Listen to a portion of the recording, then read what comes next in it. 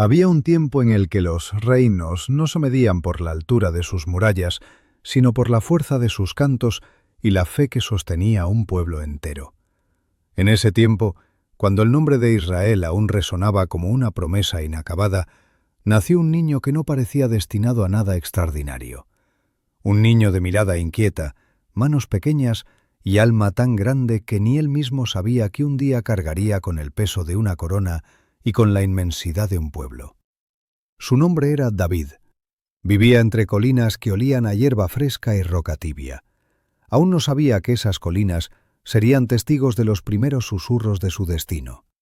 Aún no sabía que algún día sería recordado como rey, guerrero, poeta, fugitivo, padre, pecador y hombre conforme al corazón de Dios.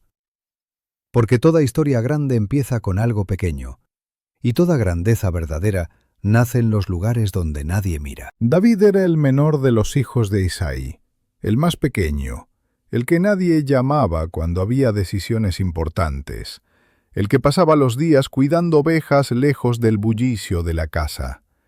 Allí, entre la soledad y el viento, aprendió algo que ningún soldado del rey Saúl sabía. Aprendió a escuchar. Las ovejas se movían como nubes bajas sobre la hierba. David conocía cada una por su forma de caminar. Sabía cuál era temerosa y cuál era atrevida. Sabía cuándo una tormenta venía antes de que el cielo se oscureciera. Sabía hablarle al silencio y que el silencio le respondiera. Y por las noches, cuando el cielo se llenaba de luz, David tomaba su arpa. Las notas temblaban al principio como si tuvieran frío. Luego, poco a poco, se volvían más firmes, más cálidas, hasta que parecían abrazar la oscuridad. Las colinas lo escuchaban. Israel no lo sabía, pero su futuro rey ya estaba aprendiendo a guiar corazones con la misma suavidad con la que guiaba a sus ovejas. No había gloria en esos días, pero sí había preparación, porque los destinos grandes siempre empiezan donde nadie está mirando. En la casa de Isaí se hablaba de rumores. El profeta Samuel buscaba, según decían, a un nuevo rey. Era una idea extraña, como si la tierra hubiera decidido temblar sin previo aviso. Saúl aún reinaba, pero el cielo había decidido otra cosa. Samuel llegó a Belén con paso lento y mirada profunda. Traía en sus manos un frasco de aceite, pero traía en el alma un peso mayor: encontrar al elegido. Isaí llamó a sus hijos uno por uno: a Eliab, fuerte como un soldado al que la coraza le queda natural; a Abinadab, alto y firme; a Sama, disciplinado y correcto. Cada uno pasó frente a Samuel como un candidato brillante, digno, pero Samuel solo negaba con la cabeza. Porque los ojos humanos buscan estatura, pero los ojos del cielo buscan otra cosa. Samuel preguntó si quedaba otro hijo. Isaí dudó, como quien menciona algo que no tiene importancia. Queda el menor, está con las ovejas, dijo, y lo llamaron. David llegó con la ropa impregnada de campo, los ojos encendidos por el sol y el cabello revuelto por el viento. No tenía la presencia imponente de un guerrero, pero tenía algo más poderoso: un corazón despierto. Cuando Samuel lo vio, sintió dentro de sí la voz que siempre lo guiaba: este es. El aceite descendió sobre la cabeza de David como una caricia que quemaba. No era una corona, pero pesaba igual. Porque las coronas no empiezan arriba de la cabeza, empiezan adentro del alma. Saúl había perdido la paz. El trono que antes brillaba ahora lo asfixiaba. Su espíritu estaba inquieto y su corazón era un campo de batalla en el que ninguna victoria parecía duradera. Alguien le habló de un muchacho que tocaba el arpa como si sus dedos hubieran aprendido música directamente del viento. Saúl lo mandó llamar. David, el pastor ungido, llegó al palacio sin saber que sus melodías serían el primer puente entre su vida sencilla y el complejo laberinto del poder. David tocó, y la oscuridad retrocedió. Las notas se deshacían en el aire como gotas de luz. Saúl respiró con más calma. El joven pastor, sin pretenderlo, se convirtió en bálsamo para un rey atormentado. era una ironía silenciosa. El niño llamado a reinar estaba sirviendo al rey que sería reemplazado. Así empieza la historia de muchos destinos grandes, sirviendo antes de gobernar, sanando antes de conquistar, aprendiendo antes de levantarse. Israel temblaba ante un gigante. Goliat era un muro de carne y acero. Sus pasos hacían vibrar la tierra y su voz, grave como una tormenta, retumbaba entre las montañas del valle de Ela. Nadie quería enfrentarlo. Nadie podía imaginarlo siquiera. Sus palabras llenas de desafío atravesaban el campamento como flechas hechas de burla. Durante 40 días se escuchó el mismo rugido. Durante 40 días nadie respondió, hasta que llegó David. No buscaba gloria, ni batalla, ni destino. Solo traía pan para sus hermanos. Pero cuando escuchó la voz del gigante, algo se encendió en él. No era orgullo, no era valentía temeraria. Era una mezcla extraña de fe y de claridad, una certeza pura. No se puede desafiar lo sagrado sin respuesta. Saúl intentó ponerle su armadura. Era demasiado grande, pesada, extraña. David la probó apenas unos pasos y se dio cuenta de que no podía pelear con lo que no le pertenecía. Así que volvió a lo que conocía, una honda, 5 piedras lisas y una fe que no temblaba. El gigante rió al verlo. David solo respondió con palabras que aún hoy resuenan. Tú vienes a mí con espada, lanza y jabalina. Yo vengo a ti en nombre del Señor de los ejércitos. La piedra salió disparada, una sola, pequeña como un suspiro, silenciosa como una oración, y el gigante cayó. El valle entero quedó mudo. El niño pastor levantó la cabeza. La historia acababa de cambiar de dirección. La fama llegó a David como llegan las tormentas silenciosas que primero oscurecen el cielo y luego iluminan todo a la vez. Después de vencer a Goliat, los cantos comenzaron a elevarse por todo Israel. Cantos que hablaban de valentía, de fe, de juventud y de un Dios que sabía elegir instrumentos inesperados para derrotar enemigos imposibles. Las mujeres cantaban en las calles y David escuchaba su nombre mezclado entre ritmos de celebración. Era extraño. Había sido pastor, músico y ahora guerrero, pero nunca había sido el centro de nada, nunca había buscado un lugar de honor. Para él, la vida era obediencia, no protagonismo. Y sin embargo, los cantos crecían. Saúl hirió a sus 1000 y David a sus 10.000. Esas palabras eran como chispas que caían sobre un corazón lleno de dudas. Y en el corazón de Saúl, esas chispas encontraron un lugar para incendiarlo. Saúl amaba a David porque le calmaba el espíritu, porque lo hacía sentir menos solo. Pero también lo temía. Había algo en él que despertaba sombras viejas, un temor que no podía nombrar, un presentimiento que lo atormentaba.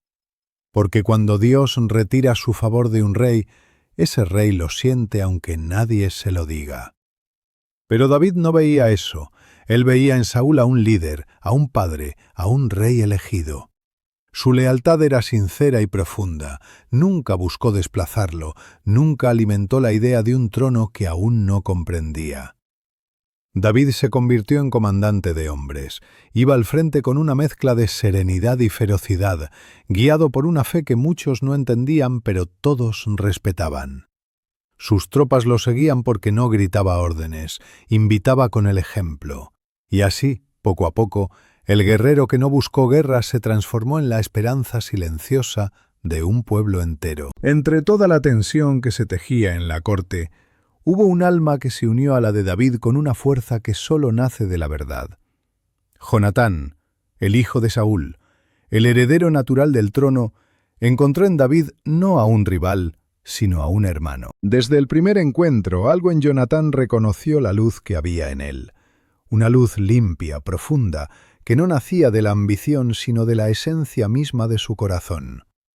Hicieron un pacto de amistad, un pacto de lealtad sin condiciones, un pacto que sería probado por el fuego de la traición, del peligro y de la pérdida. Jonatán le entregó a David su túnica, su espada y su arco. No era un gesto simbólico, era más que eso.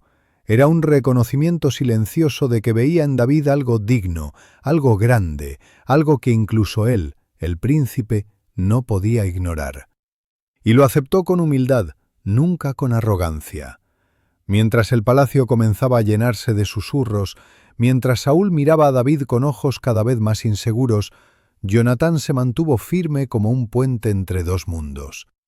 Amó a su padre, pero también amó a David, y en esa dualidad vivió uno de los conflictos más puros y dolorosos de su vida. Porque a veces el destino no nos pide elegir entre lo bueno y lo malo, sino entre lo correcto y lo necesario. La envidia no avisa, crece despacio, como raíces que se esconden bajo tierra, hasta que un día atraviesan el suelo con fuerza y quiebran todo a su alrededor. Saúl intentó matar a David más de una vez. El palacio era testigo de esas lanzas que volaban con la desesperación de quien intenta detener lo inevitable. David esquivaba, pero nunca respondía. No levantaba su mano contra el ungido. No dejaba que el resentimiento lo corrompiera. Una y otra vez, Saúl llamaba a David para tocar el arpa, buscando alivio. Y una y otra vez, mientras sonaban las cuerdas, la lanza descansaba demasiado cerca. El sonido calmaba por un instante, pero la sombra regresaba siempre. Hasta que llegó el momento en que David tuvo que huir. Se fue sin rencor, pero con el corazón hecho pedazos. Se fue amando a quien intentaba hacerle daño. Se fue sin saber si volvería a ver a Jonatán. Se fue sin saber si alguna vez dormiría sin miedo. Al irse, dejó atrás no solo el palacio, sino la versión de sí mismo que alguna vez soñó. Porque a veces Dios te prepara para la corona, haciendo que atravieses el desierto. Los días de vida fueron largos y duros. Israel, el mismo país que celebraba su nombre, ahora lo perseguía.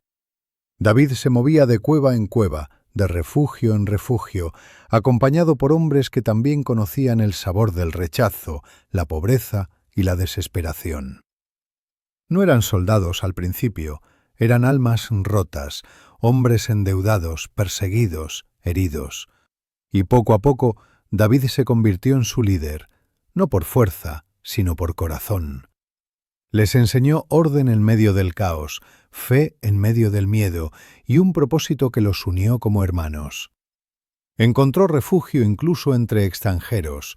Trabajó al servicio del rey Aquis de Gat, un giro irónico para quien alguna vez había matado al gigante filisteo más famoso de la historia. Pero David supo sobrevivir con inteligencia, moviéndose entre la prudencia y la astucia. Nunca usó la espada para conquistar un trono que aún no le pertenecía. Nunca traicionó a Israel. Nunca dejó de creer que todo sufrimiento tiene un sentido que solo se revela cuando el tiempo madura. En las noches, cuando los hombres dormían, David volvía a tomar su arpa. Tocaba melodías que hablaban de cansancio y esperanza, de heridas y promesas, de un Dios que parecía distante pero nunca silencioso. La cueva se llenaba de notas suaves, y su alma encontraba un poco de descanso. Hubo un día que marcó un antes y un después. David estaba escondido con sus hombres en una cueva cuando Saúl, el mismo Saúl que lo perseguía, entró sin saber que el fugitivo estaba allí, a solo unos pasos. Los hombres de David vieron la oportunidad. Le dijeron que era el momento de acabar con todo, que Dios había entregado al enemigo en sus manos. Pero David no pudo, no levantó su mano, no convirtió el odio en arma. Cortó solo un pedazo del manto del rey. Un gesto pequeño, casi insignificante, pero lleno de significado. Cuando Saúl se alejó, David salió de la cueva. Mostró el pedazo de tela, y su voz tembló, no de miedo, sino de dolor. ¿Por qué me persigues? ¿Qué mal he hecho?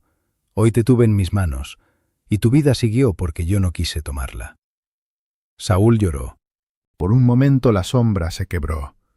Por un instante padre e hijo adoptivo se reconocieron. Pero las lágrimas no fueron suficientes para detener la tragedia que ya se avecinaba. La vida tiene pérdidas que llegan como sombras largas que se extienden sin pedir permiso. Pérdidas que no se anticipan, aunque el corazón se prepare. Pérdidas que se sienten como si el mundo, de pronto, olvidara cómo sostenerse. Para David, esa pérdida fue Jonatán. La guerra había vuelto a envolver a Israel. Los filisteos, enemigos antiguos, avanzaban con fuerza. Las colinas se llenaron de gritos, de polvo, de acero chocando contra acero. Saúl luchó con desesperación, tratando de demostrar que aún quedaba algo del rey que había sido. Y Jonatán, fiel a su deber y a su honor, peleó a su lado. David no estuvo allí, no pudo estar. Y aunque no lo sabía, en su ausencia se estaba escribiendo uno de los capítulos más tristes de su vida. En el monte Gilboa, la batalla se inclinó en contra de Israel. Las flechas llovían sin piedad, los valientes caían uno a uno, y Jonatán cayó también, peleando como siempre lo hizo, con lealtad, con valentía, con esa luz noble que lo acompañó desde el día en que conoció a David. Cuando la noticia llegó, David sintió que algo dentro de él se quebraba sin remedio.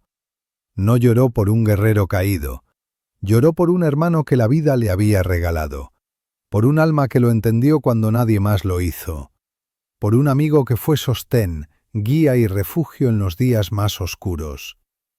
La muerte de Jonatán no fue solo un golpe, fue una herida abierta que nunca terminó de cerrar. David escribió un lamento, un canto de dolor tan profundo que aún hoy sigue siendo uno de los textos más conmovedores de su historia. Lo recitó con la voz rota, con el corazón desnudo. Cómo han caído los valientes y perecido las armas de guerra. El dolor no siempre se grita, a veces se canta. Y en ese canto, David lloró no solo la muerte de Jonatán, sino el fin de una etapa que jamás volvería. Después de la muerte de Saúl y Jonatán, Israel quedó en caos, sin rey, sin guía, sin dirección. Las tribus estaban dispersas, las amenazas crecían en los bordes del territorio y el pueblo necesitaba un líder. David recibió la noticia con un peso que otros no entendieron. Nunca sintió alegría por la caída del rey que lo había perseguido.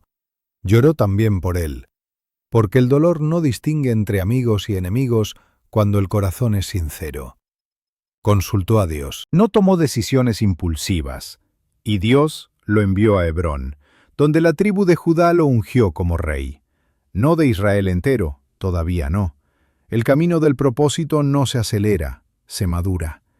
Mientras tanto, la casa de Saúl resistió. Hubo conflictos, tensiones, luchas internas. No fue una transición pacífica. Pero David no buscó imponerse por la fuerza. Esperó, obedeció. Avanzó al ritmo que Dios marcaba. Pasaron años, años de guerras fragmentadas, años de diplomacia y prudencia, años en los que David aprendió que gobernar no es solo mandar, es aprender a escuchar incluso cuando el ruido es ensordecedor. Hasta que finalmente todas las tribus vinieron a él. Reconocieron su liderazgo, reconocieron su corazón, reconocieron que Dios lo había escogido desde hacía tiempo. Y así, David se convirtió en rey de todo Israel. No por ambición, no por violencia, sino porque el tiempo, la fe y las pruebas lo habían moldeado para ese momento. David eligió Jerusalén como su capital. Una ciudad neutral, estratégicamente elevada y todavía sin identidad nacional marcada. Allí se construyó algo más que muros. Jerusalén se convirtió en el corazón espiritual y político de Israel. David trajo el arca de la alianza a la ciudad. Ese acto no fue un gesto militar ni simbólico, fue una declaración profunda. Significaba que el centro del reino no era el rey, era Dios. En aquella celebración, David danzó con alegría verdadera, sin pretensiones, sin máscaras, sin temor al qué dirán. Danzó como quien sabe que está cumpliendo el destino que había nacido para abrazar. La gente lo vio. Unos lo entendieron, otros lo criticaron, como Mical, hija de Saúl, que lo juzgó por mostrar emoción delante del pueblo. Pero David sabía algo que pocos comprenden. La verdadera adoración no responde a observadores, sino a convicciones. Jerusalén floreció bajo su mano. Israel se fortaleció como nunca antes, y durante un tiempo el reinado de David fue paz, crecimiento y esperanza renovada. Pero incluso los corazones más nobles son vulnerables. Incluso los reyes más grandes tropiezan.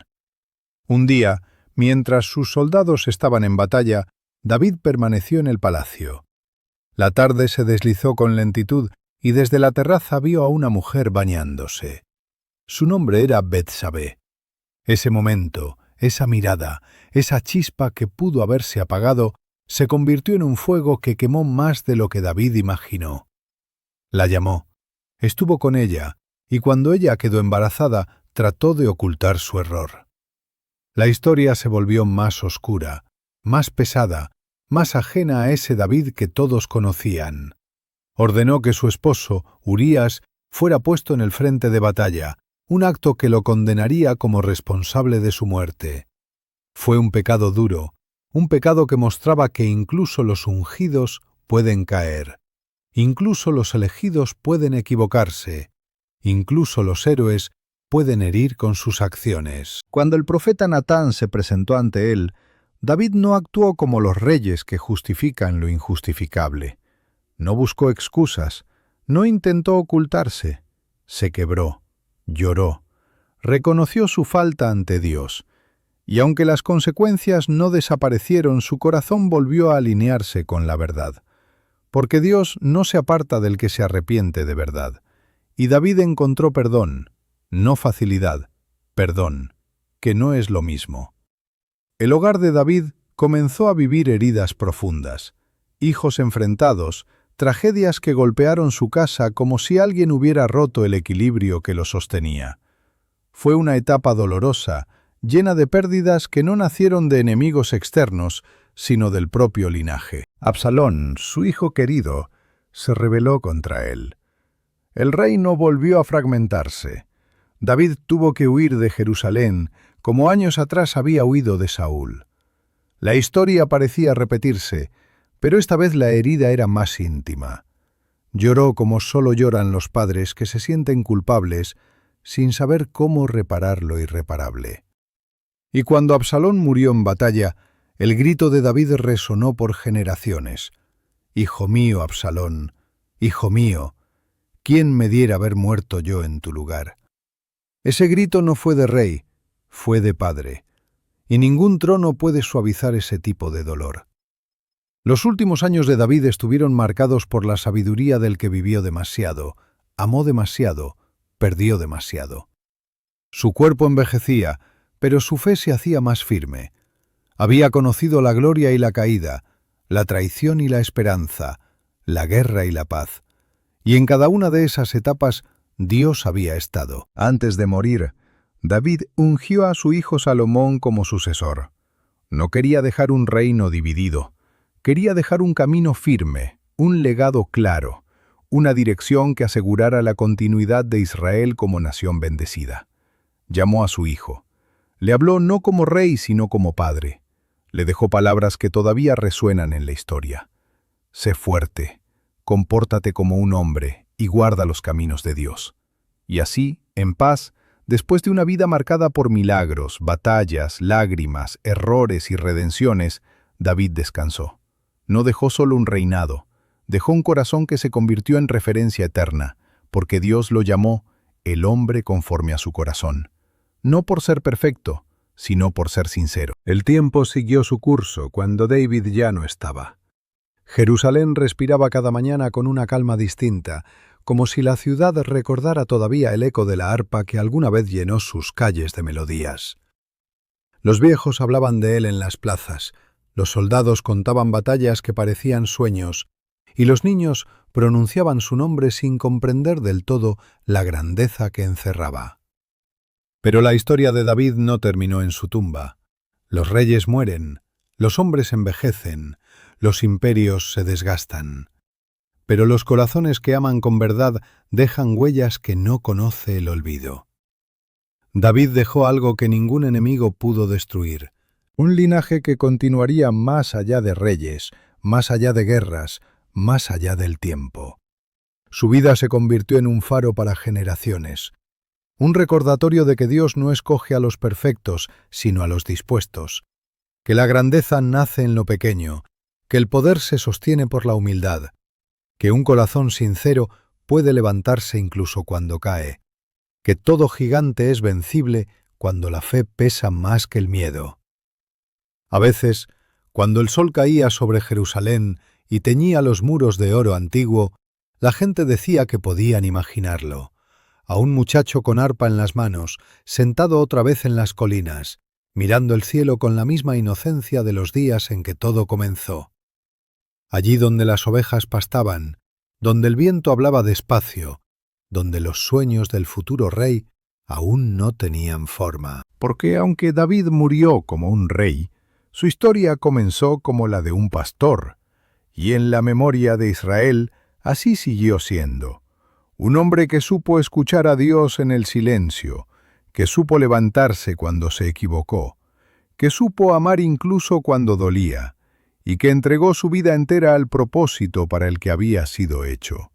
Y así, entre cantos que nunca se apagan y oraciones que aún cruzan los siglos, el nombre de David quedó grabado para siempre. No como un héroe perfecto, no como un rey invencible, sino como un corazón que aprendió a latir al ritmo del cielo. Porque al final, ese fue su mayor legado, un corazón conforme al corazón de Dios.